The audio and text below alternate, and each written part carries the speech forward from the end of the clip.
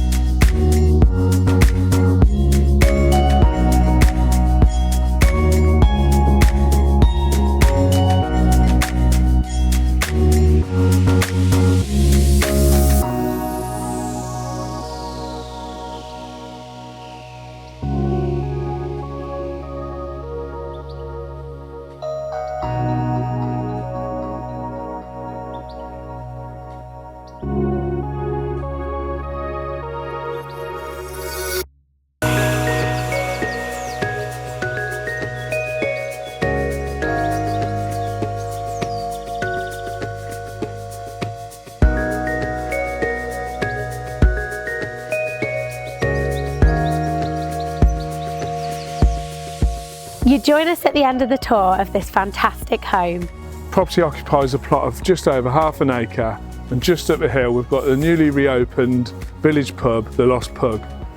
I hope you've enjoyed the tour of this fabulous home. If you'd like more information, please contact us on the details that follow. Thank you for watching.